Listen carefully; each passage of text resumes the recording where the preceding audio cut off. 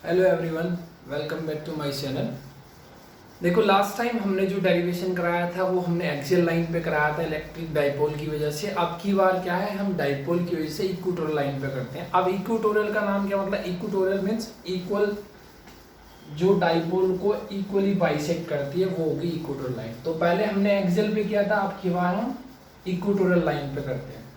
तो जैसा कि आपको पता है, किसी भी डेरिवेशन को करने से पहले अगर आपने फिगर अच्छे से समझ लिया है और अच्छे से उसके कंपोनेंट को रिजॉल्व कर लिया है, इसका मतलब ये है कि आपको दिक्कत नहीं आने वाली, क्योंकि फिर तो सिर्फ मैथमेटिक्स यूज करना होता है और ज़्यादा कोई दिक्कत नहीं आती है। ठीक है, तो हम लोग क्या करते हैं, पहले फिगर ड्रॉ करते हैं। तो मैं यहाँ पे पहले एक डाइपोल को कंसीडर कर रहा हूँ। ये अपना प्लस क्यू है, ये अपना माइनस क्यू है।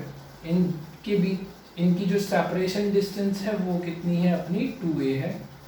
ठीक है, और ये उसका सेंटर है किसका, डाइपोल का, जिसको हमने पॉइंट O कंसीडर करा है। तो ऑब्वियस सी बात है, ये वाली डिस्टेंस जो होगी वो a होगी और ये वाली भी कितनी हो जाएगी, a हो जाएगी। इस पॉइंट को a कंसीडर कर रहा हूँ मैं, इस पॉइंट को b कंसीडर कर रहा हूँ। अभी तो बेसिक्स है।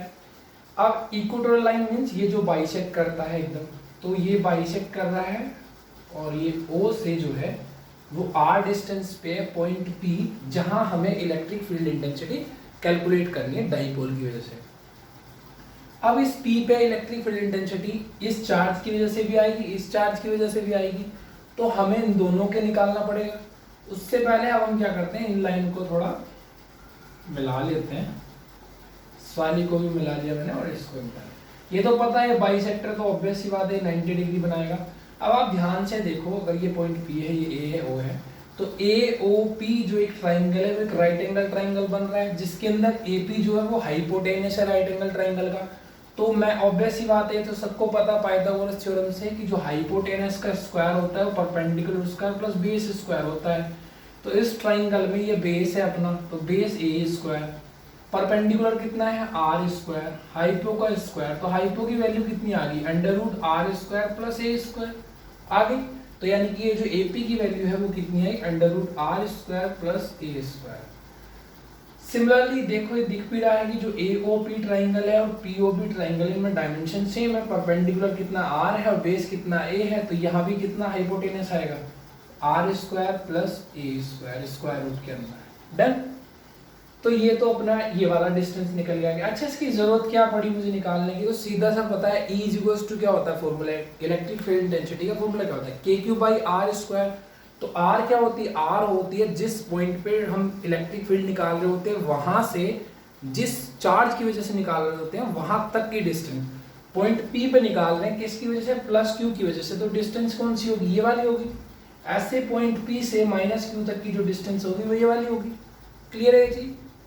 अब दूसरी चीज एक और, आपको ये दिख रहा होगा, ये इसका मैग्नीट्यूड भी क्यू है, इसका मैग्नीट्यूड भी क्यू है। ऑब्वियस सी बात है, क्योंकि डाइपोल है और डाइपोल में इक्वल एंड अपोजिट चार्जेस होते हैं, तो दोनों का मैग्नीट्यूड सेम है। अगर मैं बात करूं फॉर्मूले की, तो E equals to KQ by R square होता है। देखो, इसके अंदर K कांस्टेंट होता ही है, Q होता है मैग्नीट्यूड ऑफ चार्ज, इसके लिए भी Q है, इसके लिए भी Q है, R होती है डिस्टेंस। क्लियर है। तो यहां से यहां तक की डिस्टेंस और यहां से यहां तक की डिस्टेंस दोनों सेम है। तो ऐसा नहीं लग रहा इसकी वजह से जो इलेक्ट्रिक फील्ड इस पॉइंट पे आएगा और इसकी वजह से जो इलेक्ट्रिक फील्ड आएगा, उन दोनों का मैग्नीट्यूड सेम होगा। ठीक है, मैंने क्या बोला, मैग्नीट्यूड सेम होगा, डायरेक्शन सेम नहीं होगी। डायरेक्शन क्यों सेम नहीं होगी, देखो ये पॉइंट P पे हम हमेशा ज्यादातर पॉजिटिव टेस्ट चार्ज कंसीडर करते हैं। तो ये अगर पॉजिटिव टेस्ट चार्ज है P पॉइंट पे, जिसपे हमें इलेक्ट्रिक फील्ड इंटेंसिटी निकालनी है, तो ये पॉजिटिव, ये क्या करेगा, रिपेल करेगा। तो रिपेल करेगा तो कैसे भागेगा, इस साइड भागेगा। तो ये लिख दिया E due two plus Q charge, जो बाहर की तरफ भाग रहा है। क्लियर है चीज। अब ये माइनस Q चार्ज है, ये प्लस Q है, तो ये क्या करेगा, अट्रैक्ट करेगा। इस पॉइंट P को मैं यहाँ लिख दे रहा हूँ, ठीक है। तो ये अपना इधर की तरफ भागेगा, E माइनस Q। डन। अब मैं यहाँ इस पॉइंट P से एक पैरेलल लाइन ड्रॉ कर देता हूँ बेस के, ये वाला बेस है, ये पैरेलल लाइन ड्रॉ कर दी। डन। तो ये वाला एंगल अगर अपना थीटा है, क्लियर है, तो ये वाला एंगल भी कितना है, अपना थीटा है। डन। अब हम क्या करेंगे, इसका जो है ये ऊपर जो जा रहा है थीटा एंगल से जा रहा है। 11th क्लास में सबने पढ़ा होता है कि अगर कोई लाइन है उससे एक वेक्टर कंपोनेंट निकल के जा रहा है, तो उसके दो कंपोनेंट होंगे, एक हॉरिजॉन्टल कंपोनेंट होता है और एक वर्टिकल कंपोनेंट होता है। जिससे एंगल फॉर्म होता है वो हॉरिजॉन्टल कंपोनेंट होता है, जिससे एंगल फॉर्म जो अपोजिट वाली जो साइड होती है वो उसका वर्टिकल कंपोनेंट होता है। तो यहाँ पे इसका ये इससे फॉर्म हो रहा है ये वाला E प्लस ऑफ क्यू, तो यहाँ इसका हॉरिजॉन्टल कंपोनेंट है। और हॉरिजॉन्टल में हम कौन सा यूज करते हैं, कोस थीटा यूज करते हैं। ठीक है, इसको मैं रफ कर दे रहा हूँ क्योंकि इसका काम हो चुका है, इसका भी काम हो चुका है। ठीक है, तो यहाँ पे हो जाएगा E plus of Q cos theta. अच्छा ये थीटा, सॉरी मैं कंसीडर करना भूल गया था, थीटा ये यहाँ का एंगल है। ठीक है, और ये भी एंगल थीटा है। ठीक है, तो E plus of Q theta और इसका वर्टिकल कंपोनेंट कहाँ पे आएगा, यहाँ पे आएगा E plus of Q sine theta. Clear. अब ऐसे ही हम माइनस क्यू वाले के कंपोनेंट को रिजोल्व करेंगे। इसको आर को थोड़ा यहाँ लिख लेते हैं क्योंकि फिगर फिर थोड़ा समझने में दिक्कत होगा। ये माइनस ऑफ क्यू के दो कंपोनेंट होंगे, जिससे थीटा बना रहा है यहाँ से बना रहा है, तो एक तो यहीं पे होगा E minus Q cos theta, vertical component ये वाला होगा यहाँ पे, वो होगा E minus Q sine theta. ठीक है, अब तुम्हें मैं ऑलरेडी बता चुका हूँ कि magnitude of E plus Q और E माइनस क्यू की वजह से जो होगा वो दोनों का इक्वल है। अभी बात करी थी हमने इस बारे में। तो देखो यहाँ ध्यान से, ये E plus Q sine theta है, E minus Q sine theta. देखो ये E वाली टर्म तो सेम है, मैग्नीट्यूड तो सेम है, और साइन सेम है, और दोनों इक्वल और अपोजिट है। तो जब दो वेक्टर इक्वल हों और एक दूसरे के अपोजिट डायरेक्शन में हो तो ये इसको कैंसिल आउट कर देगा। क्लियर है ये चीज। तो यानी कि बेसिकली हुआ क्या, ये वाले जो कंपोनेंट है और ये वाले जो कंपोनेंट है एक दूसरे को कैंसिल कर देंगे।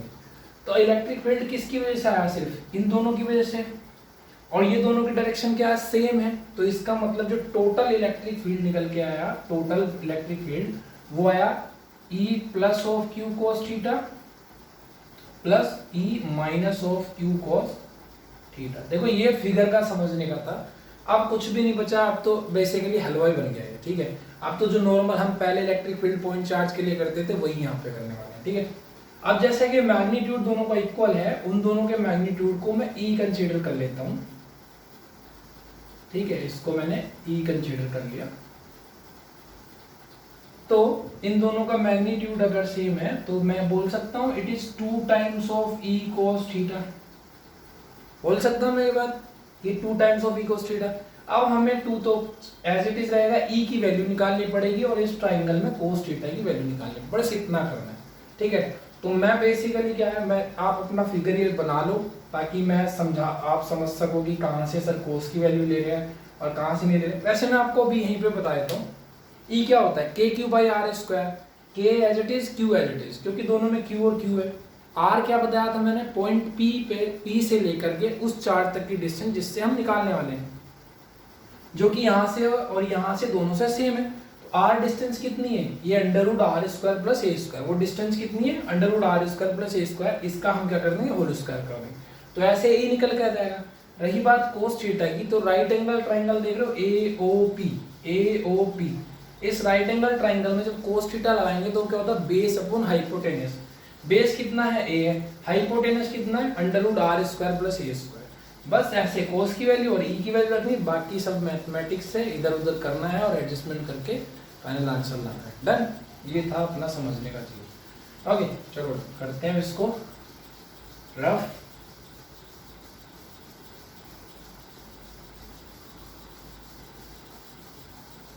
तो नेट E जो निकल के आ रहा था E टोटल, वो है अपना 2E cos थीटा। ठीक है, तो 2E क्या बताया था, KQ बाई आर स्क्वायर, तो K as it is, Q as it is, upon R क्या था, डिस्टेंस P से लेकर के A तक का या P से लेकर B तक का, जो कि कितना आया था under root R square plus A square. अब इसका भी क्या कर देंगे हम, होल स्क्वायर कर देंगे। Done, into cos theta, right angle triangle किसी में लगा लो, POA में लगा लो चाहे POB में लगा लो, आप अपने फिगर में चेक कर लेना, जो कि कोस थीटा की टर्म आएगी कितना होता है, बेस अपॉन हाइपो, बेस कितना है A, हाइपो कितना है under root R square plus A square. ठीक है, तो देखो इसको मैं ऐसे लिख देता हूँ 2 into A into Q into K upon में, ये जब स्क्वायर करेंगे तो ये स्क्वायर रूट खत्म हो जाएगा, तो यहाँ कितना बचेगा, सिर्फ R square plus A square. और इसको मैं ऐसे लिख सकता हूँ क्या, R square plus A square की होल पावर 1/2। अंडर रूट का मतलब यही होता है 1/2। ओके, तो ये ई टोटल हो गया।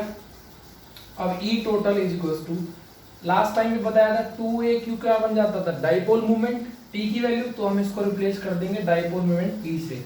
और देखो यहाँ देखो, आपको यह सबको पता है इतना कि पावर मल्टीप्लाई में ऐड होती है, तो यहाँ पावर कितनी है इसकी 1, यहाँ कितनी है 1/2, तो 1 + 1/2 करेंगे तो कितना आ गया 3/2।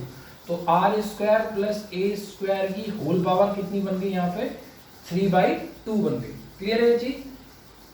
तो अपने पास में ई टोटल आ गया इतना, तो एक्चुअल फॉर्मूला तो यही बन गया। बट अब हम जैसे लास्ट टाइम करा था हमने बताया था कि आर तो देखो कहीं पे भी हो सकता है, कहीं भी इलेक्ट्रिक फील्ड निकाल सकते हो, यानी कि आर तो कितना भी दूर हो सकता है, कितना ही पास हो सकता है, तो हम कंसीडर करते हैं आर थोड़ा दूर है।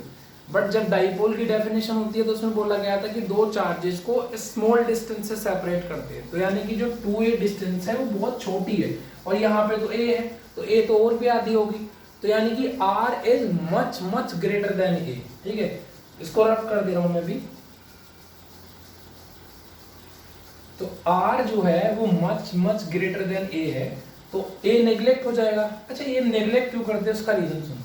r कंसीडर करते हैं भाई 1000 मीटर है, ठीक है, a अपने पास में 0.01 मीटर है। अब एक बात बताओ, आपसे कहूं r square plus a square करो, तो यहाँ क्या करोगे 1000 का स्क्वायर प्लस 0.01 का स्क्वायर। अब देखो इसको जब स्क्वायर करोगे 1000 में ऐड करोगे तो कुछ भी फर्क नहीं पड़ने वाला। कुछ भी का मतलब क्या है, बहुत माइनर सा फर्क पड़ेगा। ठीक है, तो इसलिए हम इसको नेग्लेक्ट करते हैं। ठीक है, तो r is much much greater than a, तो e टोटल जो हो जाएगा वो हो जाएगा kp अपॉन में r स्क्वायर की पावर 3/2। ये 2 से 2 कैंसिल आउट हो गया, तो अपने पास में e टोटल जो है वो कितना बचा, ये है अपने पास में kp अपॉन r क्यूब। ये किसकी वजह से है, ऑन इक्वेटोरियल लाइन की वजह से है। और लास्ट टाइम अगर आपको याद हो तो E आया था 2kp/r³। ठीक है, वो किसकी वजह से आया था, वो था एक्सियल लाइन पे। तो न्यूमेरिकल के लिए भी याद रहेगा कि इक्वेटोरियल पे जो होता है वो हाफ होता है किसका, एक्सियल के। क्लियर है? तो ये पूरा डेरिवेशन था, ये भी 3 मार्क्स में आता है। देखो पॉसिबिलिटी ये बनती है, अगर वो नहीं आएगा तो ये आएगा। Okay, thank you very much. I hope कि आपको समझ में आया हो। अगर कोई डाउट है तो कमेंट सेक्शन में कमेंट करना। Thank you very much.